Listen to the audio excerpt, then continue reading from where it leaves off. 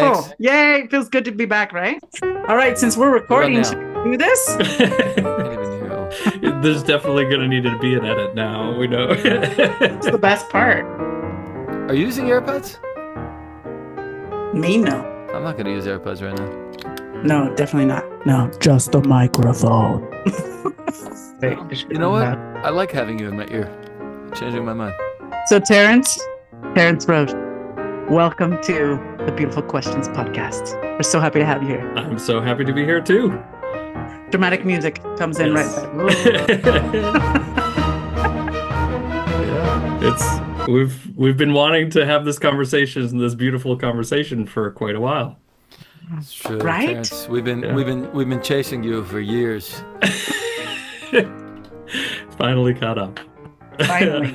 Finally, we got you. We got you right where we want you. We're so excited to learn from you. We're so excited to hear about what you've been up to. So you were our instructor at one point for a really cool class called Leading with Strategic Thinking. Right. And I remember a lot of good moments. I know Thule does. There were hot dog moments, but there were even bigger moments of learning about strategy, and still remember strategy safari and talks with you. So, Right. but for everyone listening, Terrence, could you tell us a little bit about who is Terrence Roche? How did you get into this field, and what your field is and what you're up to? Yeah, thanks. It's great to be with you both. And yeah, I mean, my journey goes back really to childhood. And I think the field that I am most passionate about is around leadership and strategy and really the intersection of that. And, you all got to hear about that in Leading with Strategic Thinking. And, I teach some other courses on leadership and strategy as well at Northwestern. But the journey really started when I was in elementary school. I remember I was on a beach. I grew up just outside of Boston, and I was at a community service event. It was a beach cleanup, and the governor of Massachusetts, who is Governor Michael Dukakis, who eventually was one of the Democratic nominees, came by, and I got to meet him. And it was one of those moments where I was just like, who is this person? And like, why are they, why is this whole detail of people with them? And Yeah. it was kind of one of my first exposures to like high level leadership. And I remember talking with my parents after that experience, and they were like, "Well, if you're interested in that, maybe you should like pursue student government." And I was in fifth grade at the time, and so that sort of like prompted me to be like, maybe I'll try this. And so yeah, so I got into student government, and again in middle school, was elected. So I was elected in elementary, and then in middle school, and then I was a class president for multiple years in high school, and like team captain, and so for a couple of sports teams. And I don't know, I was just like fascinated with this concept of leadership. Like, what is this? How do you do this? And it also was part of what prompted me to eventually, after college, I entered into the Marine Corps as a Marine Corps officer, which to me, I've been in a lot of leadership positions over the years, but that was to me like the pinnacle of leadership, being in the Marines as an officer, leading, you know, by the end, more than, it was like 120 Marines as a Wow. 26-year-old, Wow. with $100 million budget. It was just like, wow, this is a lot of responsibility, overseas deployment, in a time that was also pretty significant for the military in our country. It was between Wow. 2000 and 2004, which you all can remember what was happening with 9/11 and the Iraq War. All So it right. was a pretty consequential time to be in the Marines at that point. Yeah. Um, so yeah, so I was a business undergrad at Tulane University, and I found like the the business side of things, accounting and all of those elements Wait, of, I yeah, have. go ahead. Oh, I'm go curious ahead. there. Yeah. Yeah, I'm curious there. Yeah. So you do the Marines until 26, 27, something like that? Yeah. You Yeah. Okay. Yeah. you do the And then Marines. I do the do, Marines. do the Marines. I did the Marines. Yes. Heck, That's I wouldn't categorize it exactly as that, but yes. I I was an I speak officer in the so Marine well. Corps, and once a Marine, always a Okay. Marine is what they say, right? So, yep. All right. So you served. Yeah, there. Yes. Yes. Okay, thank you. Served. Yes, I served in the Marine In the Corps. Marines. There we go. Yes. There we go. Better, better. Uh well, one, I have a question about like what was, if it was so impactful for you for your understanding or view of leadership, what's like your number one, the biggest and the best takeaway Mm, or lesson about leadership that you brought with you for the rest of the way? And then please fill in the transition, like Marines to business. Why? What happened there? So two yeah, questions. My sure. bad. Oh, that's great. Yeah, so I think some of the things that I learned from the Marines, and I still do this, and even, I was teaching a class the other day. One of the things is to ensure that the people that you're leading or engaging with get what they need first. And so for example, if there is a line for food, you're probably going to see me towards the end of the line, if not at the back of the line. Um, and in situations where I'm in a role of leadership. So I think that's something, take care of your own before yourself. I think that's an important aspect of leadership.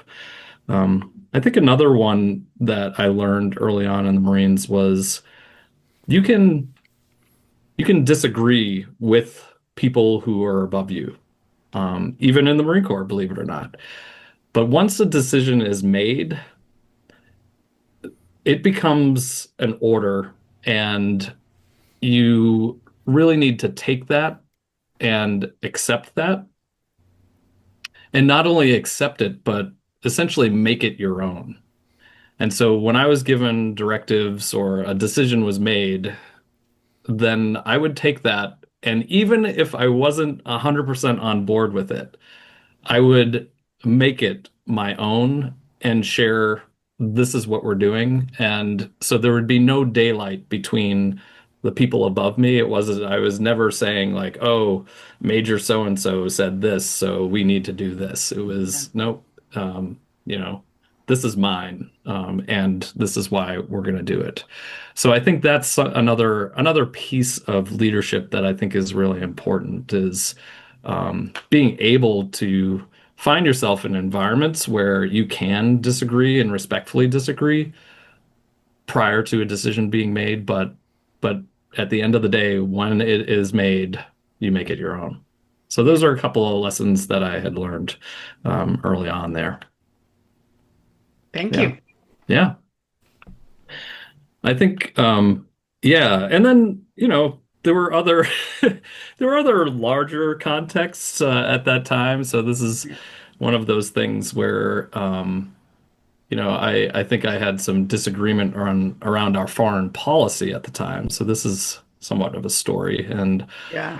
in the lead up to the Iraq War, I had some strong disagreements about what direction we were heading. And I know that wasn't at the time really popular for a Marine Corps officer to really express opinions about that. But there hadn't actually been a decision to go to war at that moment. And so one of the things I did was I sent a note to my friends and family and asked them to really pay attention to what was really happening.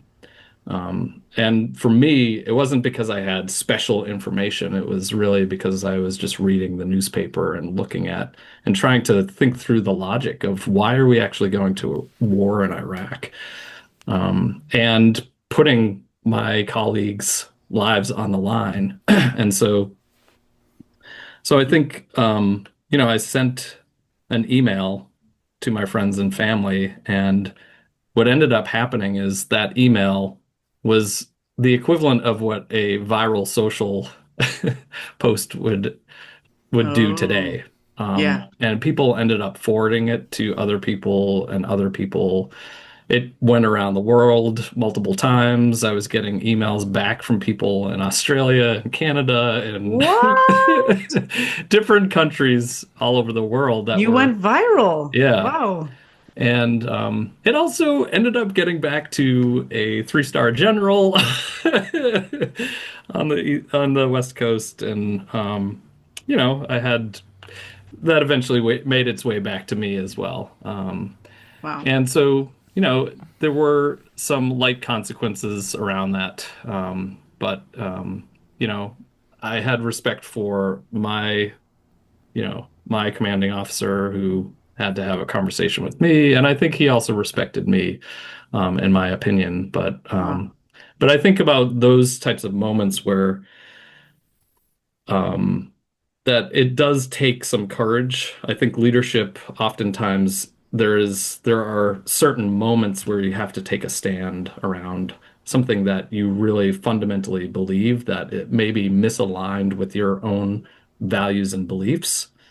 And I think that's another lesson that I took from my time in the Marines was, I need to make sure that I am fully aligned with the mission of the organization that I am a part of to Mm, ensure that, there's strong alignment between the morals and the values of the organization and they're aligned well with mine. And that doesn't always work out, but to the extent that they are close in nature, then I feel like that's when you can do your best work. mm, And so that was part of the reason why I made the decision to leave the Marines at that time was I wasn't fully aligned with the overarching mission, the foreign policy, not the mission of what I was doing, what the Marines that I was with. Like I fundamentally loved my time, my relationships with my peers, with my colleagues, with the Marines that I learned so much from them, and hopefully they learned some things from me. yeah. But I think fundamentally, I was like, this is not, this is not lining up. And so I actually had altruistic reasons for joining the Marine Corps, and I felt like it shifted there when we, as a country, made a decision to go to war in Iraq, and you know Mm, history, you look back on it, and I think people have different perspectives of what that was all about. yeah, Yeah. totally. Sure. I mean, look, it is interesting that in our country, the commander in chief of the U.S. Armed Forces is a politician, Yeah. and at the end of the day, the military is carrying out orders that are given by politicians, Right. Yeah. which is interesting. Yeah. And I mean, again, I guess that, well, I mean, it makes sense on one level because they're right, you're carrying out that is the interest of the United States. On the other hand, yeah, I guess what I'm hearing from you is that military personnel and certainly Marines, have opinions of their own, and Absolutely. Yeah. you know, Yeah. And they're varied. Absolutely. Yeah. And so for me, at the end of the day, when the decision was made to go to war, it was, yes, sir.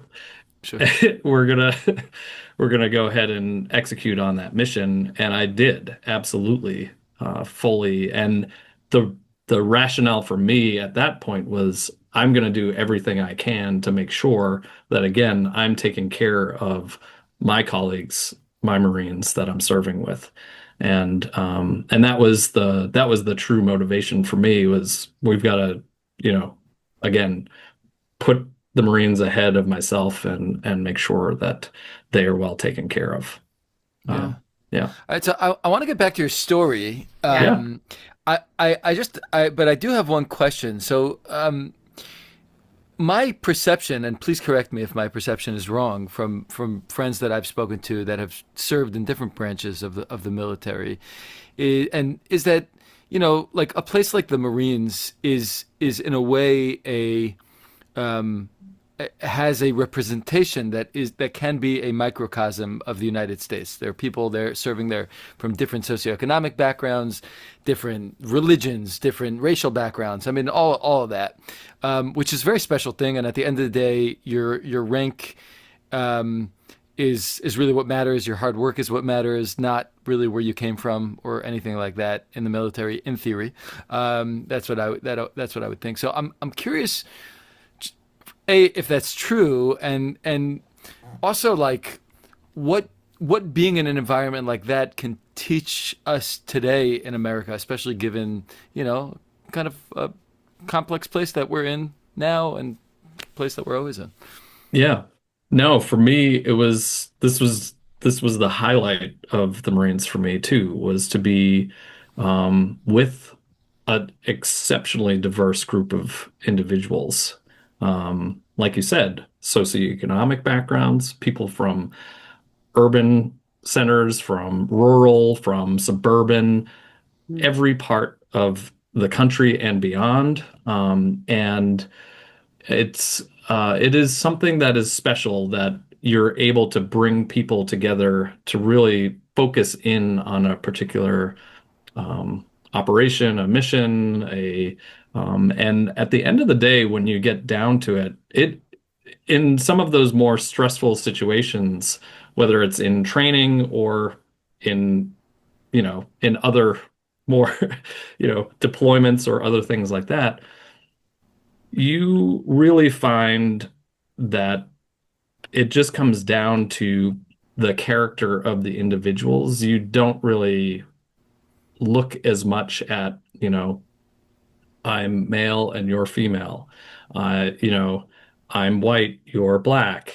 Those types of things start to fade away when you ratchet up the stress level, and it becomes more about like, I am relying on you and you're relying on me.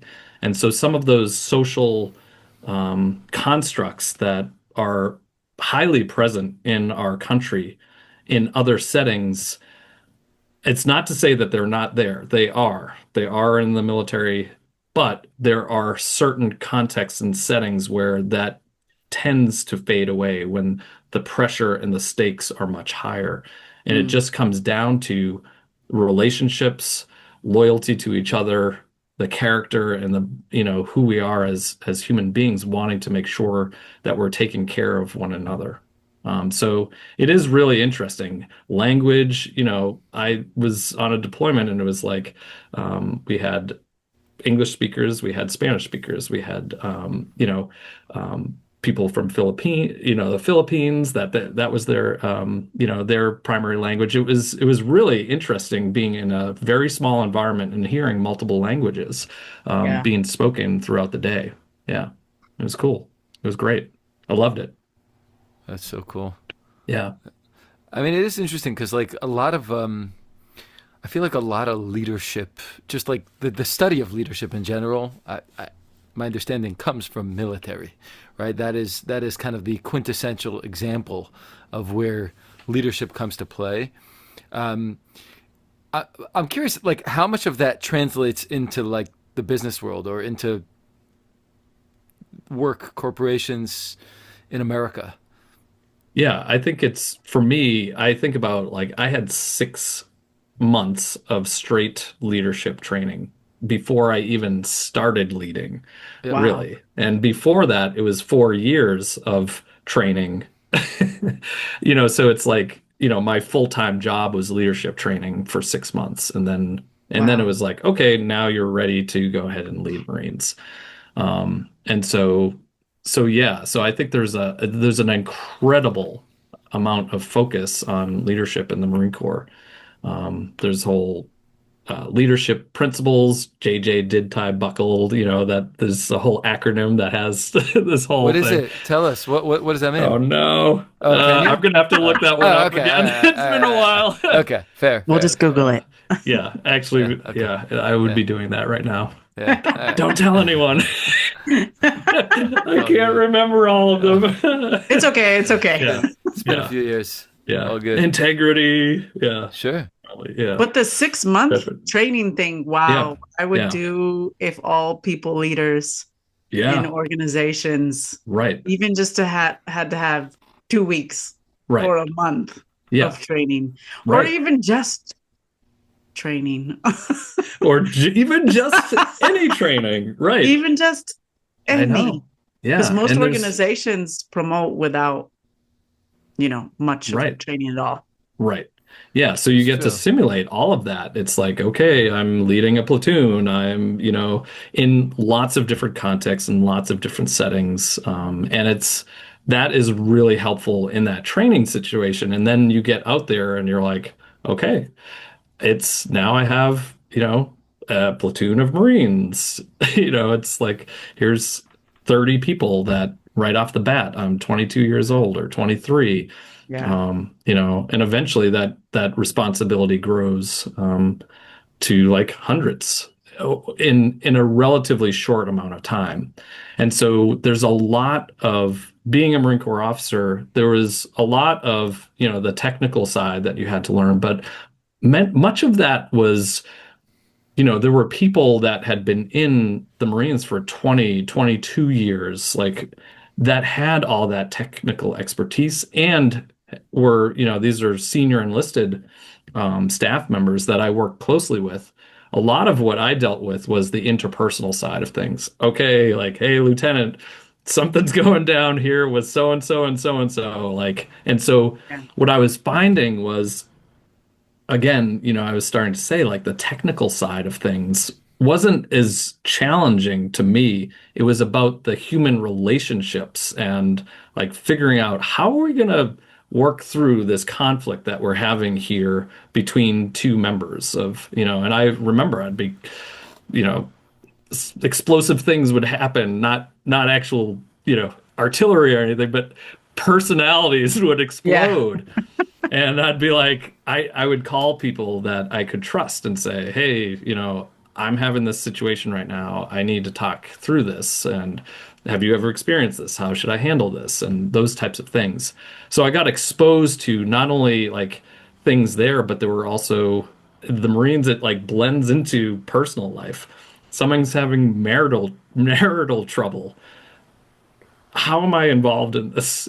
But you are. You you end up like getting brought into a lot of different situations. And so the people skills that you learn there are invaluable. And you can start to translate that then into the corporate Business world. setting, into different sectors. And I think it's a hugely valuable skill set that you learn that you're growing really quickly in terms of not Mm. only being a manager, but you're right off the bat typically a manager of managers. And then as you get promoted, you're, leading, managers to functions, and you're kind of going through that leadership pipeline very, very quickly. Yeah. It's pretty amazing. Yeah. Yeah. And it's a So huge responsibility. Yeah. I bet. So did this inform your interest in doing your undergrad degree in business? How did you go to Yeah. Tulane? Yeah. Was What was is was that? undergrad after the military? Undergrad was before. Before. So I That was made a decision before. to go to Yeah. business and then yeah, into business. But it was, Okay. part of it was there was a focus around management and leadership. So it was a business degree in management, essentially. And Got so it. I, again, wanted to learn as much as I could about leadership and management. And that was a part of my rationale for Got getting a it. business degree. But, I Oh, was like, it will probably come in handy later in life in one way or another. And I did. When I left the Marines, I went into a like a general management training program in a corporation. More training. And yeah, more training. It's good. It's good. It's good. And again, I found myself in thinking about two different things. One was the business side, it's coming easy to me. The human side, not that it's not something I'm good at, but I'm just finding that there's so many dynamics on the mm, human side of business. And that's when I found Northwestern's Master's in Science and Learning and Organizational uh, Change. And I was okay. like, thinking that logically the next step would be to get an MBA, but I was like, that's not exactly what I need or want. I Mm, really want to find a program that focuses on the human side of business. And so it was such a great match for me. Um, and that sort of, I started Northwestern, and while I was waiting for Northwestern to start, I decided to quit my job and temp. And I was placed at YMCA of the USA, which just was one of the most amazing, things that could have happened to me, because I ended up having a 12-year experience at that was really positive at the national office of the YMCA. And it was really amazing because we early on there had a CEO change, and that CEO came in, Neil Nickel. He came in with a really strong vision for how the national office would shift, but also how the YMCA as a movement. It's really, the YMCA considers itself a movement, not just a collection or a federation of organizations, but a movement that has a larger mission. And so, yeah, yeah. What is the mission of the YMCA? The mission of the YMCA it's really, I mean, it's focused on putting Judeo-Christian principles into practice through healthy spirit, mind, and body. Look at that. Still got it. Very good. Yeah. 12 years. Yes. There you go. Yeah, 12 It's years. ingrained. Yeah. Right. And there's really like three core pillars around healthy living, youth development, and social responsibility. Yeah. Okay. Okay. Nice. And so yeah, it was really, the cool thing was that this decade-long change initiative started about a year into when I joined the national office of the Y. And I was a year into MSLOC, studying organizational change.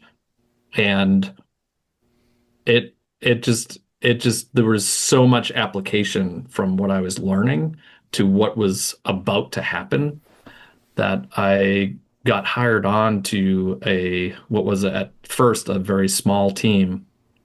I think I was like the second or third person hired onto this team that would focus on this decade-long change initiative. Oh. And it ended up, that entire process led to an expansion of the team, a refocus on the work that we were doing. And I was at the core of this massive change initiative for the Y across, hundreds and hundreds, actually thousands of communities. And that effect is still there today. It was such an amazing ride. Yeah. Could we dig in a little bit to that project? Yeah. Because Yeah. it sounds like a fascinating example that brings together a lot of the things that kind of up until that point that you've been thinking about, whether it's leadership and strategy and change and yeah, I mean, is that accurate? And if so, what can you share with us about that project? Yeah. Yeah. So the main focus of it was really to reshift the emphasis. It was really focused on the healthy living pillar, right? And it was to reshift the focus from Y's prioritizing people who are already healthy to people who struggle with their health and well-being. And not to say that the Y didn't support them, but there was a lot of, like acting a little bit more like a gym or, getting teetering on the for-profit side of things. And it was like, how can we really make sure we're making an impact and a difference in the lives, especially for those that are struggling with their health and well-being? People that What a good question. Was that like your guiding question? How can we really make an impact on those who are struggling? Okay. Right, exactly. And so it led us down a path, and we really looked at, there's a model out there called the socio-ecological model. Say more. Say more. And it kind of goes. Alma likes a good model. Yeah, it goes basically from like it's almost like concentric circles where you start at the individual, you go to like interpersonal or the family unit, to organizations, to like to the systems and then policy side of things. And so what we really try to do is make sure that when we were attacking this challenge, there have been lots of different things like wild increases in the rates of obesity and different chronic diseases, cancer and high blood pressure, and people with various conditions. What we wanted to do is we wanted to make sure that we were supporting at the individual and the family and sort of interpersonal levels, but also making sure that we were supporting WISE in changing their approaches to how they were going to support people, as well as at the community level and at the policy level. So at the state and federal levels, we were advocating for changes as well. And what this translated into, and some of the work that I was leading, was around organizational and community change. Hmm.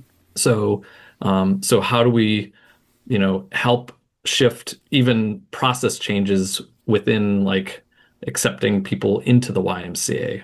So instead of like, hey, come and let me show you around and give you a tour, it's, hey, why don't you come and let's be really relational and listen Hmm. and just listen. So we had this whole curriculum called Listen First that we drew from the field of psychology that really was Yeah. like, how do we listen here? So all the way to we were advocating, bringing coalitions together at the community level to change, um, like sidewalk zoning. Like communities all around the country were being built without sidewalks. Yeah. It's like you're incentivizing people to get into their cars, out of their garages, and drive To the strip their mall. kids, yeah, to their school, to everything. Bike lanes, bike paths, farmers markets, getting SNAP at farmers markets, menu labeling. Now it's pretty common. You start to see, calorie counts and things on menus that was not really common back then. So all of those types of things. And then there was this whole other effort around building out chronic disease prevention programs for people that, again, were at that sort of individual and family level. So Well, there was a lot there, and Yeah. innovating, developing those program models out, evaluating them, ensuring that they actually had impact, and then Yeah. scaling them across the country. Yeah. So that's my big question is like, all right, what if we just took one of them? The listening Mhm. one seems interesting. Listen Yeah. first. So you have a bunch of not even a bunch. Did you say thousands of communities? Thousands? Or at Yeah. least hundreds, right? Okay. Yeah. it was like Thousands. Yeah. thousands. Yeah. All with their own demographics and their socioeconomic challenges and et cetera, right? And you have this listen first program. So how did you even design that and decide that this is a solution, right? Mhm. That would apply to all of your communities? And then what did it look like to kind of test that and see if it was working and then measure it? Yeah. Yeah, what convinced you that the listen first one would really drive the bigger question you were trying to answer? Yeah, so one of the things it was really special. We had access to national experts all around the country. And we would do this whether it was around the issue of childhood obesity or cancer survivorship or high Yeah. blood pressure or whatever it was. But around this, it was about specifically around behavior change. So Okay. we brought experts in from multiple different domains Okay. I like that budget. That's to great. sort of like be like, okay, let's talk about what is the best way to make a sustainable behavior change. And listening was one of the first steps. um, and so we had this whole thing and a lot of it had to do with, we drew from um, a lot from people, from experts who worked with people who faced addiction, whether it was alcohol or drug addiction, and kind of adapted that model to be like, okay, like this is a really hard change, behavior change, lifestyle behavior change, what are some of the most successful models out there? And so we worked with lots of different types of people, but that was one that we really drew a lot from. Mm. And, there were different steps about listening and, there were like four different approaches. I won't go into all those, but it was, like, okay, you listen first and then, you reflect back. This is what I hear you saying, these types of things that oftentimes you'd find in different types of counseling or maybe coaching models, Yeah. and then offering a menu of options for someone to then choose. This is, yes, I'm going to choose to make this my next step. And then the next piece around that was build community. So how do we then move someone that's saying, I'm going to take this next step and build community around them? And the community piece was what we wanted to ensure that there was, support and to have a system of support for people to sustain that behavior change. So Yeah. that was one example, and we had, But yeah. how did you make sure that people and all those communities, so people working Mhm. at the YMCA or volunteering, Yeah. were actually doing it, doing the listening? Yeah, no, I would go around How? and do like secret shops and things. Okay. I remember, and there were sometimes it would happen, and sometimes, I mean, I showed up at a Y one time, and this was funny because I showed up at a Y, and the person at the front desk just went into the straight old mode, and I was like, dang it, and they gave me a tour. And I walked into the pool, and there wasn't really many people in the pool. I think there may have been one person swimming laps, but the lifeguard was there, and she was sitting there, and she's like, "Oh, it's so nice to meet you. What brought you here?" And she's doing listen first, and the person at the front desk should have been doing that. And I was like, these two people really need to like shift their roles. That guy needs to go in the lifeguard chair, and she needs to come up front. But it was, yeah. So, but in terms of the approach that we had a pretty extensive data system where we were collecting data from all these different Ys to see like, okay, we would go around the country, would do these trainings on listen first.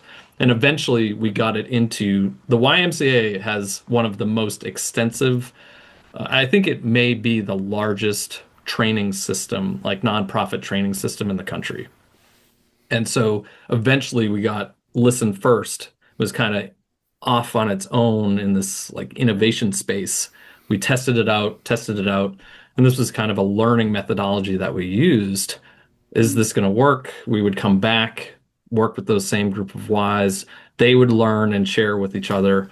They would go back out, try some things, would be looking at different numbers and, like, were people joining more? Were they more satisfied in terms of their onboarding? All of these things. And then we would look at the data and do some more sharing. Where were some of the bright spots? What are some of the things that we're learning? And keep this iterative cycle going. But Yeah. eventually we found the secret sauce to that. And that's when we really worked to institutionalize it into the training system. And that was when it really took off, when it was embedded there. Yeah, it became a core offering and really, for many wise, a mandatory training for staff in those roles. That's what a fascinating example. Because you've got, like, in our whole world, like, I think about the different roles and teams so that could work. Like, you had to Yep. have a bigger strategy. You Mhm. had to work on mindset shift. You had to Yep. have instructional designers or learning Totally. experience, right?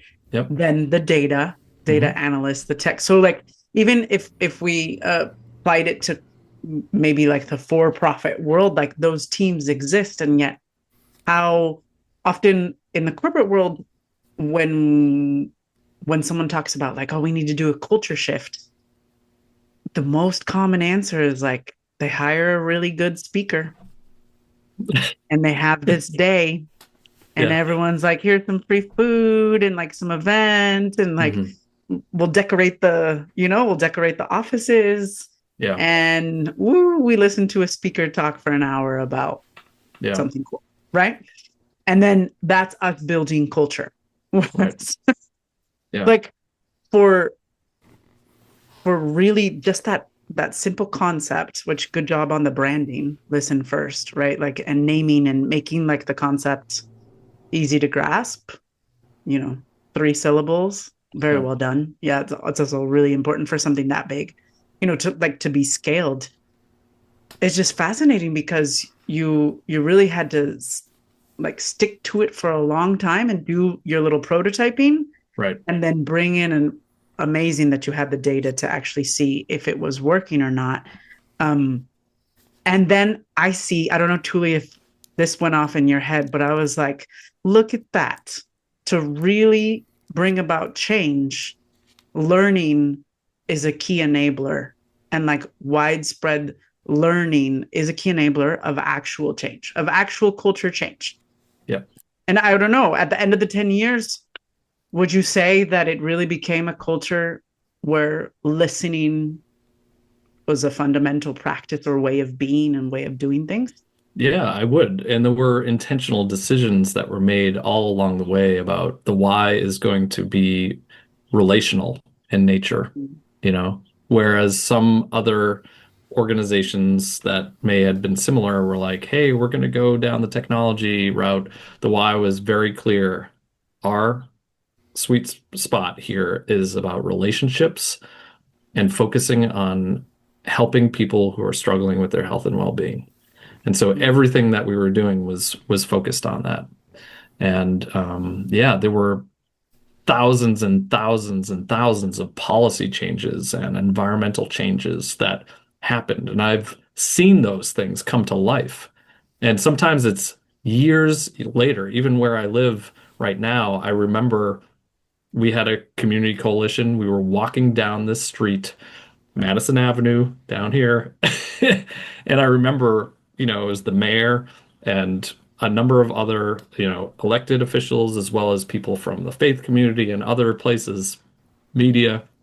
We were all walking down this stretch of Madison Avenue. Uh-huh. And I remember thinking, like, maybe this is going to happen, maybe it's not. But what they were looking at was how do we change this from a 4-lane road to a 2-lane, put in bike paths, other walkable, like street signage and lights and all of these things to make this place more walkable and more bikeable. And just in this past year, so this is like at least a decade later, that has completely come to fruition. So it was that seed where those the same elected officials aren't even, they're Yeah. they're Gone. past, Mm-hmm. but that seed there ended up moving in. And so those types of things I think are still happening where people are like, why don't we have more, bike paths and bike lanes in this community that wants this?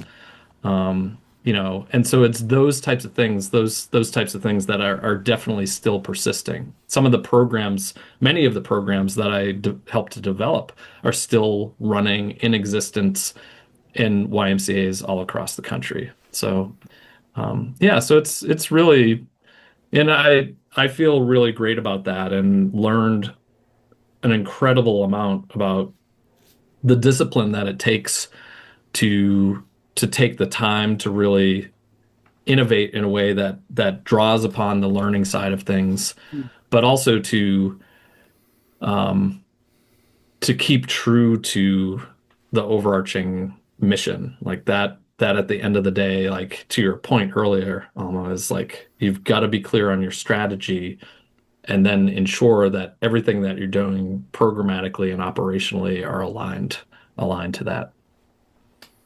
Yeah. Wow. Very cool. Okay. So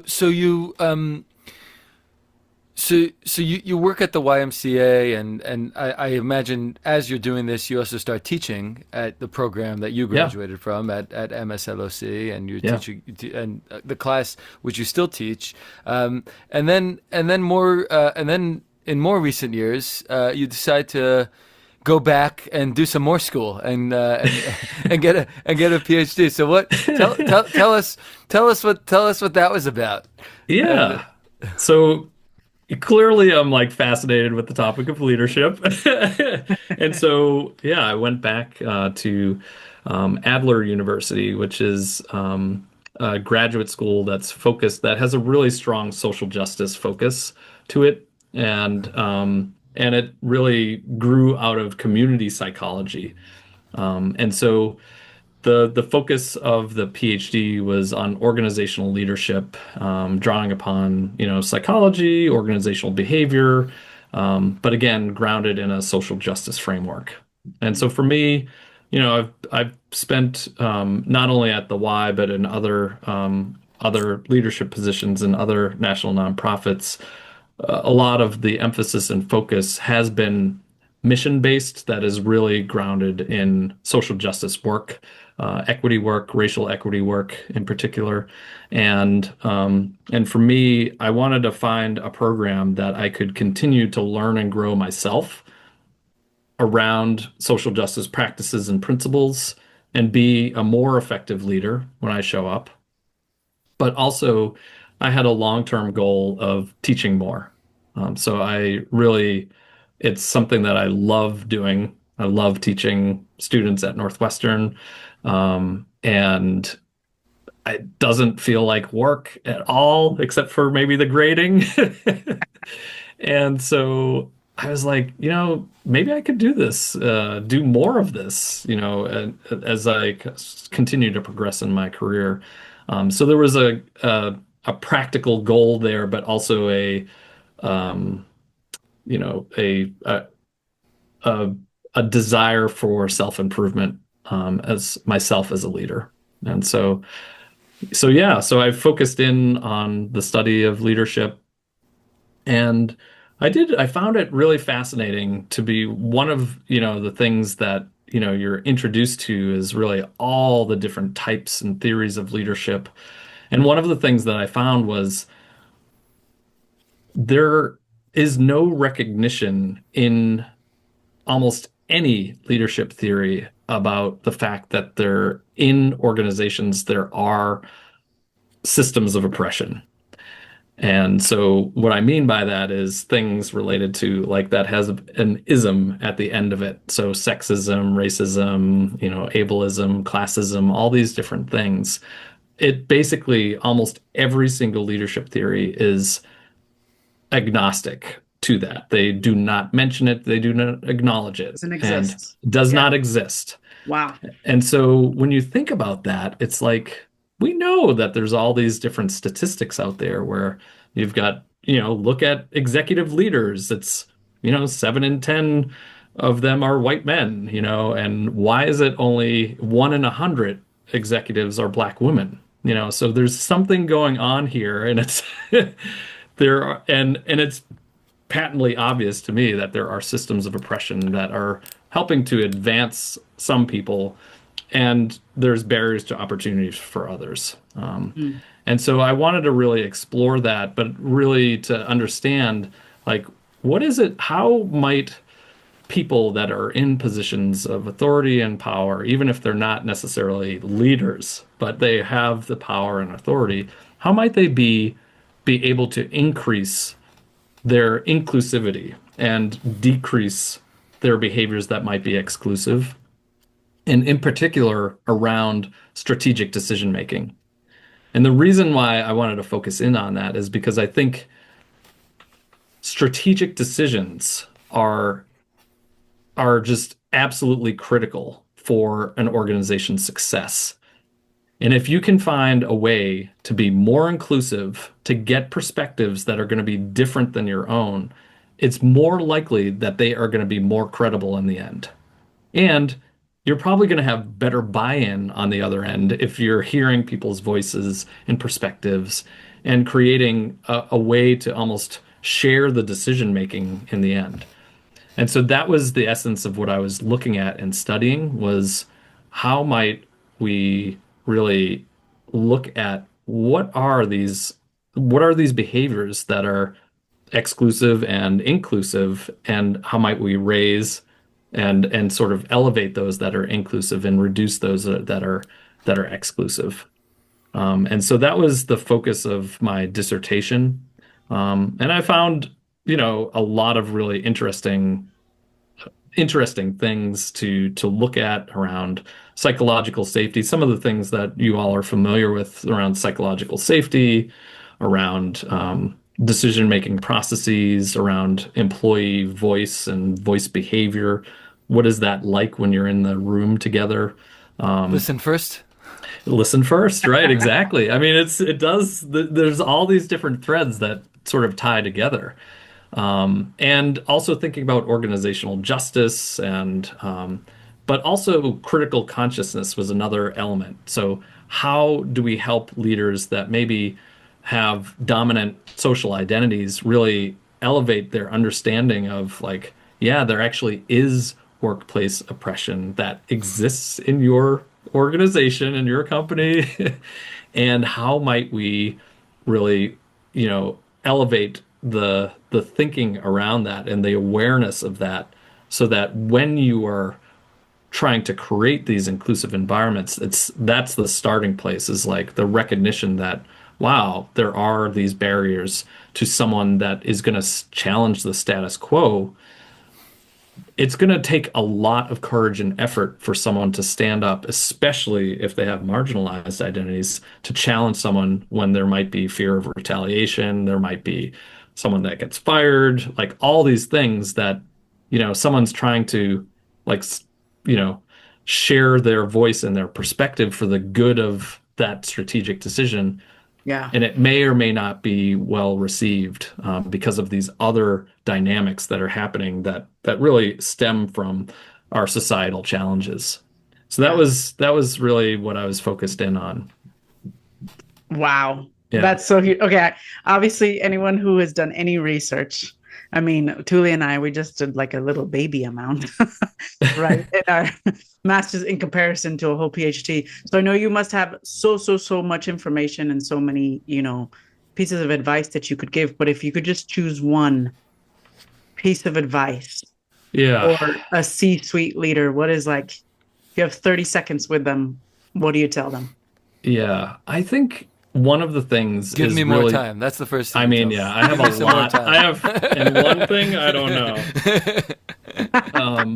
I think Is that around yeah.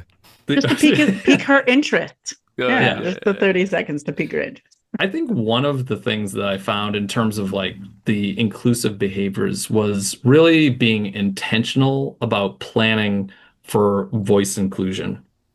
Planning for voice inclusion. Right. So going into a meeting, it's almost like, what I found was that there was a lot of indifference. Like I just show up to a meeting, we're going to have this strategic decision making and, process and, I'm going to put something out there and expect that people are going to show up and actually challenge that thinking or say something that's different, and oftentimes there's groupthink around people who, look like myself. If I'm in the room and most of the people that are there look like myself, there's probably a similar perspective. There's variation, of course, variation of thought. But for someone who might have a very different perspective and does not look like me, it's going to take a lot of effort, and you're probably not going to hear that unless you are intentional about creating the space, the process, the time to be able to enable that voice to be heard and to be validated.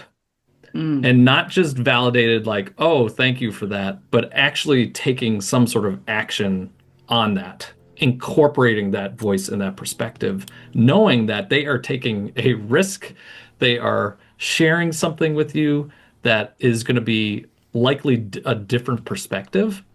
And so being intentional about that, almost like creating a moment for that person to be able to share their voice and perspective, or those persons. And so Yeah. I think that's where, when you think about cross identity perspectives, you've got to just be really intentional about that, because you want to get that divergence. You want to get that thinking that's different. And that's going to strengthen in the end the credibility of the decision. Very cool. I Yeah. like it. By the way, couldn't agree more. Yeah. And yeah, and if a leader is not intentional about creating that, then it's like you said, it's very unlikely that they will hear it. And further, I like what you said, that if effort is not made to really incorporate what they're hearing and to make it almost matter, then the person will not feel comfortable sharing again. Yeah. Yeah, Good, there's yeah. this whole concept about repressive tolerance, and it's this idea that, like, that leaders will say, "Okay, I want to hear everybody's perspective," and they put it out there. And I see you laughing. You probably see this Because it's before. like it's almost as if as soon as the leader says that, I mean, there are exceptions, right? Of teams Yeah, who have really worked on their teaming. yeah, But usually a leader says that and it's like, I just know it's gonna fail and people aren't gonna really say what they think. It's almost like those are the magic words to not get any actual divergent opinions. right. And usually what How ends to up screw it happening up. is, like, the repressive tolerance is like there's just enough steam that is let off from the divergent perspective that it's like, okay, we heard from that group, but really the decision's either already been made, or the status quo perspective is going to dominate. And what it ends up, the reason it's repressive is because it, what it does, the impact that it has is people are like, well, why even bother? Why should I 100%. share? Why should I 100%. share? Because the decision's already been made, or my voice wasn't really heard. It was really all just for show, when, either the critical consciousness wasn't there, or the intentionality to really thoughtfully include that perspective, or that was never the intent in the first place. It was really to just let off enough steam to be able to, to say, like, I heard everybody's perspectives, but at the end, it's my perspective that matters, or this dominant perspective, and we're just going here. Right. So, Yeah. right. I mean, it reminds me, I was recently in a meeting, and a bunch of us sitting around the conference table, and the person leading the meeting would ask a question and wanted different people's opinions. But I noticed after the first few times that happened, that basically then the last person to speak was the person with the most power in the room. And when I'm talking about power, I'm talking about organizationally, and I'm not sure that we necessarily have time to get into this conversation, but I I'm curious about the differences, right? Because obviously in organizations there are different levels of people, and there's a lot of power there. And then you're also talking about from a social justice perspective. Those are two separate but very connected things in organizations. But I noticed that basically the last person, that would basically just give his opinion, and then that was like the end of it, and this happened over and over. And I thought to myself, why is anyone here even bothering? And I noticed the more questions were asked, the less people started speaking, because it was just so obvious that the person, whatever it is, with the loudest voice, for whatever reason that might be, got their way, and Yeah. that was it. Yeah, no, and I think that's it. It is fairly common that happens, and it does go back to what I was talking about at the very beginning. At the end of the day, if a decision is made, it's like, okay, for me, regardless of who's in the room, like, it should be okay, unless there's a real strong value misalignment here, something unethical, then people should get on board and move forward with that. Yeah. But before that happens, it's really critical that people normalize conflict, normalize the ability to be able to work through, like, let's not just think of this as something that's simple. Typically, a strategic decision is going to be complex, and there's going to be lots of ways for us to be able to think about that. It's not going to be just there's one answer. There's going to be multiple perspectives. There's going to be multiple answers. And the job of a leadership team is really to discern what is going to be the most strategic of multiple pathways, Yeah. multiple options, and multiple perspectives. And so that's where these other things around, psychological safety and even critical empathy, like understanding, like, oh, I actually understand, like I can empathize with someone about their ability to share their voice and perspective and being aware of that so that you can be 100% sure, or at least as close to 100% sure that people are sharing their perspective. Because there's often in those environments where there isn't psychological safety, what often happens, again, I'm saying this and people are probably like, yep, this happens.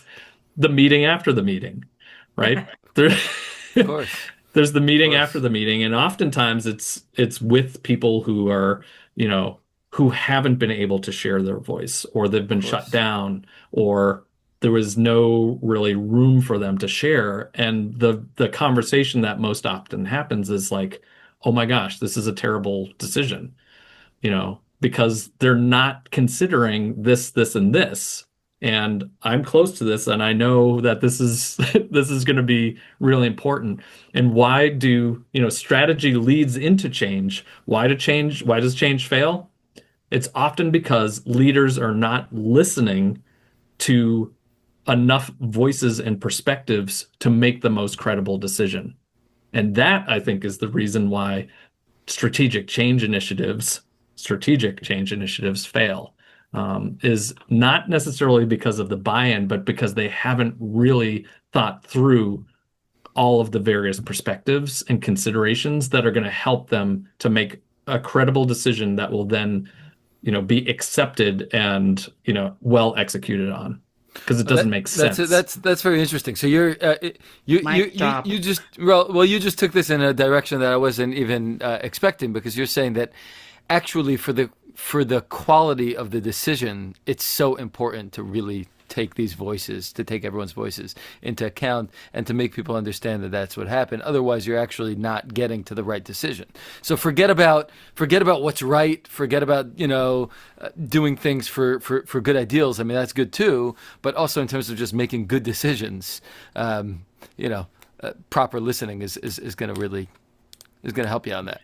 Is going to help you. Absolutely. Yeah. And I wouldn't say forget about what's right. No, no, no. Yeah, absolutely. No, no, no. Yeah. It's No, going to no. be, measured with values and all of that as well. But it's Of yeah, but it course. Of course. absolutely you can see, like, if it makes sense for everybody in the organization and they're like, "Oh my gosh, like, yes, I can see how the perspective of me on the front lines is actually like, this makes sense. Let's do this." Yeah. And that's some of the things that I saw at the Y, where it was like, oh my gosh, like there was so much consensus because there was a lot of expert opinion. There was a lot of, Mm. learning that was happening on the front lines with people at the front desk that were informing this is how we should do this.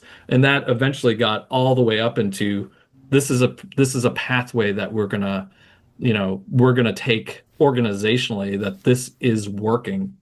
And at the end of the day, that's why it was really successful in rolling it out, is because it made sense and it was mission and values aligned. Look at how you came full circle, man. I Yeah. love It's great. you did It's it so great. well, Yeah. masterfully. It's great. Yeah. Yeah. It's Wow. great. And I know we have to wrap soon, but I would not want to do that without just spending even a couple of very quick minutes hearing about your new organization, about your new company, Green Rock, right? Yeah, Yeah. that's right. Yeah. If you could tell us a little bit about that, and what kind of work are you doing there? And Yeah. yeah, Yeah. So I've held a number of leadership roles over the years, and had the opportunity to do a lot of different things.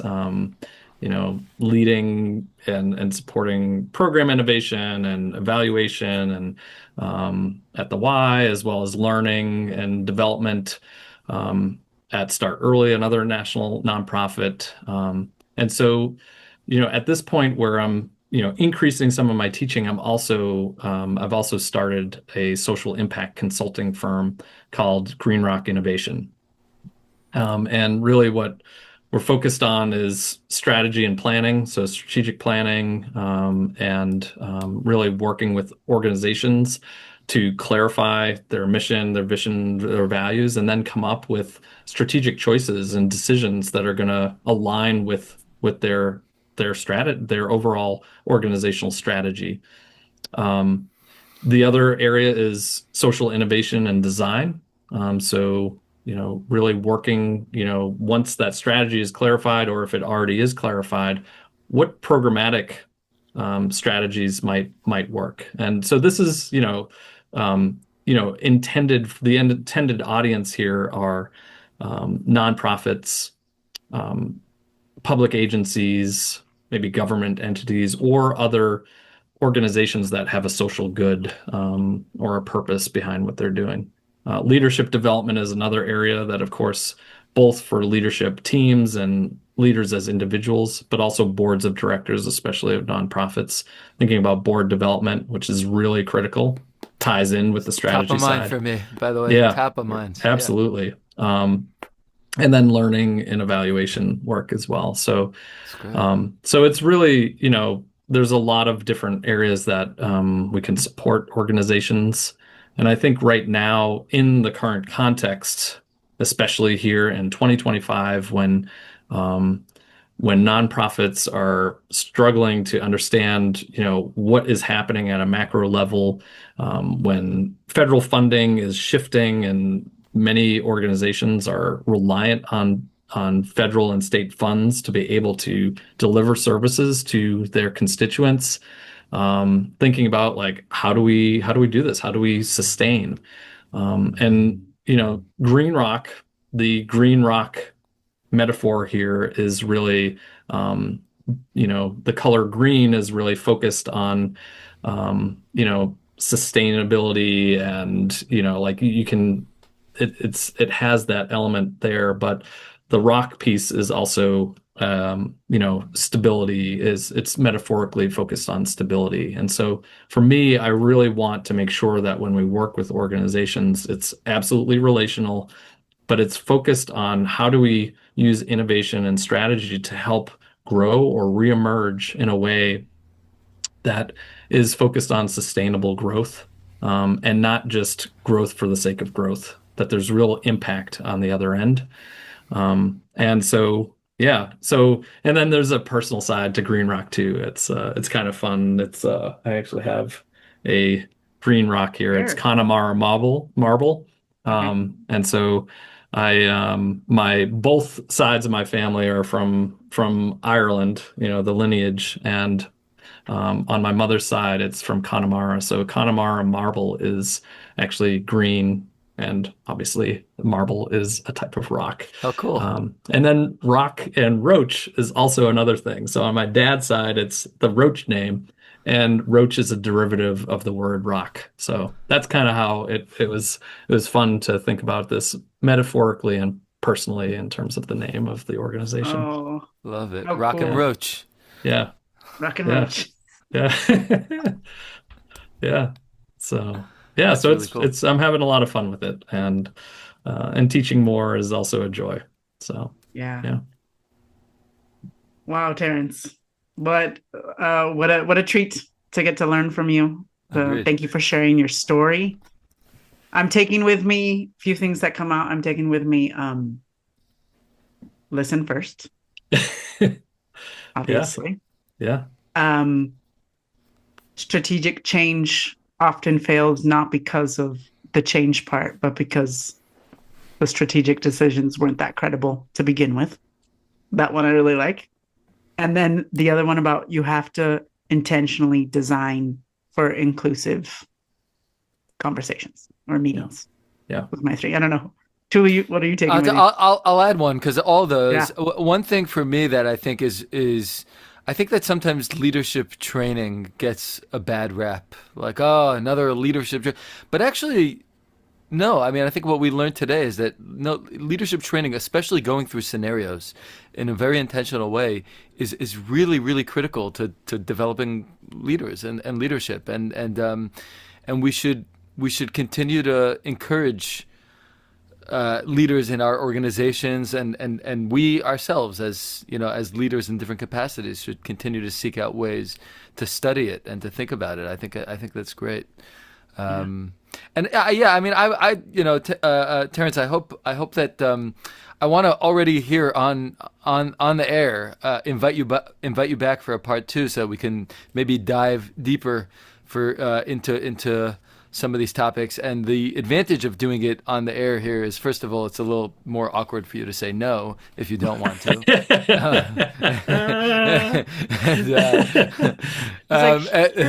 And then also number two, we've been chasing you for so long, so I know it might take some time. So I want to get on it very, very quickly.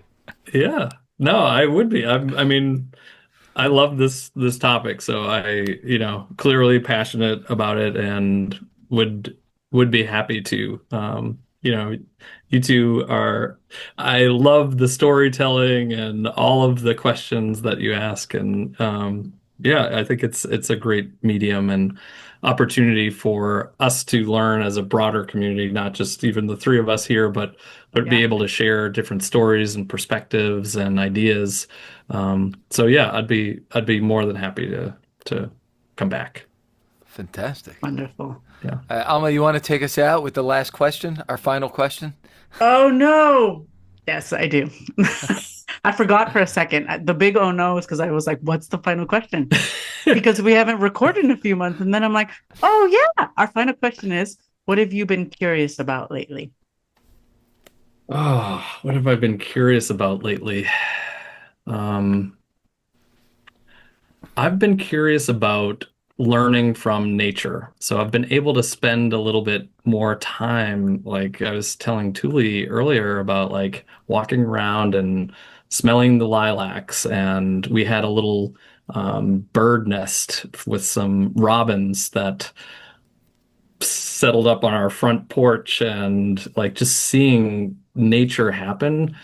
And I've been curious about that, about like how might we learn from the natural world and think about it metaphorically and in terms of, what that means for us in leadership and strategy. And, been rereading Emergent Strategy by Adrienne Marie Brown. They talk about that. A lot as well. So yeah, so I've been curious about that, spending a little bit more time with nature and slowing down to notice things. I'm kind of like, what lesson is this about this sprout that's coming up from, this flower that's blooming here? Yeah, I think there's a lot for us to learn from Love that. nature and to be able to care for it as well. Yeah. Yeah. Woo. Okay. All right. Well, Amazing. yeah. Thank you. Thank you, Terrence. This was Yeah. a real treat to be able to do that, to be able to do this and spend some time learning with you. Thank you. Thank you. Yeah, I really appreciate it, and I'll see you again soon Can't wait. on beautiful questions. Share widely. Uh, Fantastic. All right. Take care. Enjoy the pizza. all right, sounds Oh good. yeah. All right. Thank you. Yep. Bye-bye. Bye. Bye. Hey friend. Hey, Hey. I have to get I have off. to- Yeah. Me too. No Um, worries. But let's talk. I think this was really good. Wasn't it? It was I nice. think it was really good. I think it was really, really good. It's good. When do you want to try to connect?